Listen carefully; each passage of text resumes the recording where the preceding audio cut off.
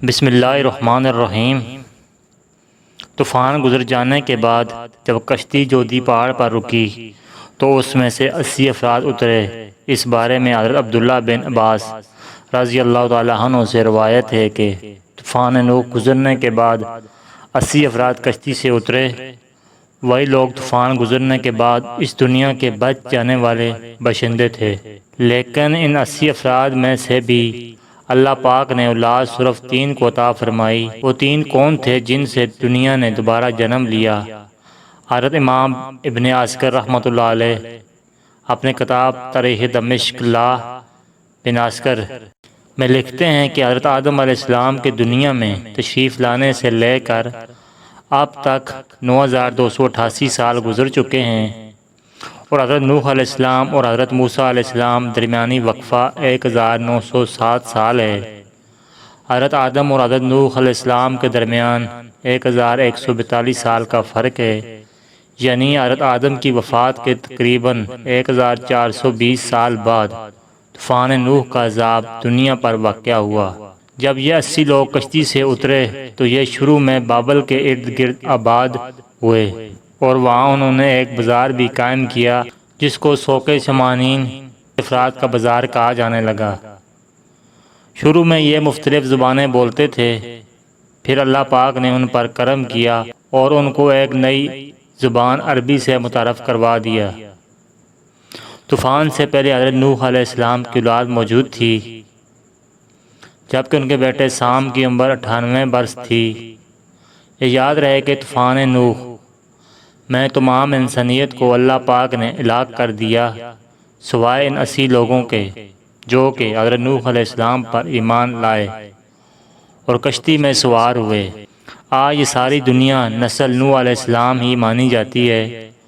اللہ پاک قرآن پاک میں فرماتا ہے، اور ہم نے اس کی اولاد کو باقی رکھا۔ حضرت ابن عباس رضی اللہ تعالیٰ عنہ سے روایت ہے کہ حضرت نوح علیہ السلام کے 4 بیٹے ہوئے تھے، سام، حام، یافت اور کنعان۔ حضرت سام کی اولاد سفید اور گندمی رنگ کی پیدا ہوئی، حضرت حام کی اولاد کالی پیدا ہوئی، تیسرے بیٹے حضرت یافت کی اولاد سرخ مائل پیدا ہوئی، اور چوتھا بیٹا کنعان تھا جو اپنی ماں کی طرح نوح پر ایمان نہ لایا اور طوفان میں ہی غرق ہوا تھا۔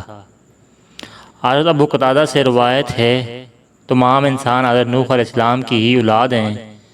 جب یہ 80 افراد کشتی سے اترے تو اللہ پاک نے حضرت نوح اور ان کے تینوں بیٹوں یعنی حام، سام اور یافس کے علاوہ باقی لوگوں کو ایک خاص بیماری مبتلا کیا کہ اولاد پیدا نہ کر سکے۔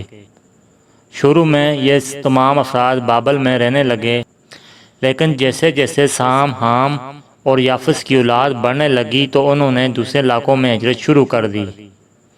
حضرت نوح علیہ السلام کے تینوں بیٹوں کا ذکر جو ہم پہلے کر چکے ہیں، آپ کو بتاتے چلیں کہ سام کو ایشیا، حام کو افریقہ اور یافس کو یورپ کا جد امجد کہا جاتا ہے۔ اس بات کو تاریخ کی تقریباً تمام کتب میں بیان کیا گیا ہے، یہاں تک کہ مغرب تاریخ دان بھی اس بات کو مانتے ہیں۔ اس وقت جو عام دنیا میں موجود اقوام ہیں، سب کی سب حضرت نوح کے انہیں تینوں بیٹوں کی اولاد سے ہیں۔ حضرت نوح علیہ السلام کے تینوں بیٹوں میں سے حضرت سام کو یہ اعزاز حاصل ہے کہ طوفان کے آنے والے تمام انبیاء انہیں کی نسل سے تھے۔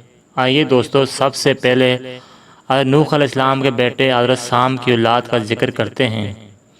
حضرت سام کے بیٹوں کی تعداد تاریخ کی کتابوں میں متفقہ علیہ 11 بیان کی گئی ہے، جن کے نام الیام، کہاتان، اسورا، آسور، عاد، کتبیہ، ارفاسکد، نود، گئے، یود، ارشد اور ارام بیان ہوتے ہیں۔ ان میں سے ارام کے 4 بیٹے تھے جن کے نام اوس، جتر، ہول اور حس تھے۔ جتر کے بیٹے کا نام سمود تھا، یعنی حضرت صالح علیہ السلام تھے، اور آپ قوم عاد کے پیغمبر تھے۔ اوس کے 2 بیٹے تھے، ان میں سے ایک کا نام حاد اور دوسرے کا نام ابیل تھا۔ حاد سے ہی قوم عاد جو وجود میں آئی۔ ابیل کے بیٹے یثرب نے ایک بستی آباد کی تھی جو اس کے نام کی مناسبت سے یثرب مشہور ہوئی، لیکن جب نبی مکرم حضرت محمد صلی اللہ علیہ وسلم نے مکہ سے یثرب ہجرت کی تو اس کا نام مدینہ منورہ رکھ دیا گیا۔ سام کے بیٹوں میں سے رام کے علاوہ صرف اکسفد کی اولاد کا تذکرہ تاریخ میں موجود ہے۔ ارفکسد کے دو بیٹے شالخ اور کمورس تھے۔ کمورس فارس کا جد انور بنا۔ کمورس کے 6 بیٹے عراق، فارس، سیام، شام، تور، دمغان اپنے علاقوں اور ان کی نسلوں کے مورث اعلیٰ کہلائے۔ ان میں سے سیامک کے بیٹے اوشنگ کو فارس کے بادشاہوں کا جد امجد کہا جاتا ہے۔ اسی طرح ارفکسد کا جو دوسرا بیٹا شالخ، اس کا صرف ایک بیٹا تھا جس کا نام عابر تھا۔ تاریخ دانوں نے انہیں عابر کو حضرت ہود علیہ السلام بھی لکھا ہے۔ جتر کے بیٹے سمود جو حضرت صالح علیہ السلام تھے، ان کے 2 بیٹے تھے۔ ایک کا نام فالج تھا، دوسرے کا نام یقطان تھا۔ فالج حضرت ابراہیم علیہ السلام کے جد امجد ہیں، جبکہ یقطان کے 12 بیٹے تھے اور وہ سارے عرب میں آباد ہوئے اور ان کی اولاد عرب میں پھیل گئی۔ یہ تھی حضرت نوح علیہ السلام کے بیٹے سام کی اولاد۔ اب حضرت نوح علیہ السلام کے دوسرے بیٹے حام کی اولاد کی تفصیل آپ کو بتاتے ہیں۔ حضرت حام کے 10 بیٹے تھے۔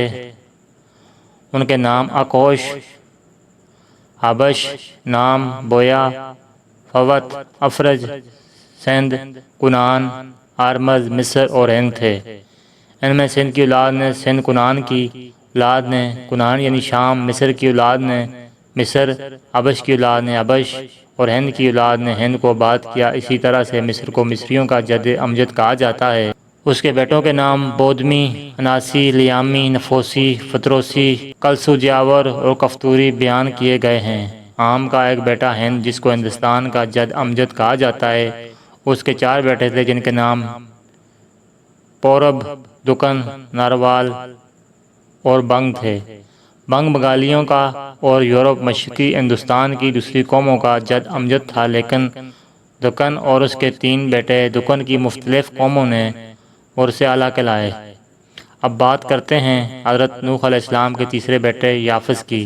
حضرت یافس کے 10 بیٹے تھے جن کے نام بلا ترتیب اردیس، ہمبر، چین، مادی، ماجود، یدان، توبل، مسک اور تراس ہیں۔ چینی وام حضرت یاسف کے بیٹے چین کی اولاد ہیں۔ ترک کی اولاد نے ترکستان کی ریاستیں آباد کیں۔ مسلک اور توبل نین روس کو آباد کیا۔ ابھی بھی روس میں یہ شہر موجود ہیں۔ اللہ اکبر! دیکھیے میرے اللہ کی شان کیسے حضرت آدم علیہ السلام سے انسانوں کی ابتدا کی اور پھر طوفان نوح میں ایک دفعہ انسانوں کو ختم کیا، پھر دوبارہ طوفان کے بعد کروڑوں انسانوں کو پیدا کر دیا۔ بے شک زمین و آسمان بلکہ اس پوری کائنات کا اللہ ہی خالق و مالک ہے۔ ناظرین کرام، یہ ویڈیو اچھی لگی تو لائک کیجئے۔ اچھی ویڈیوز کے لیے ہمارے چینل کو سبسکرائب کیجئے۔ ویڈیو دیکھنے کا شکریہ۔ جزاکم اللہ خیر۔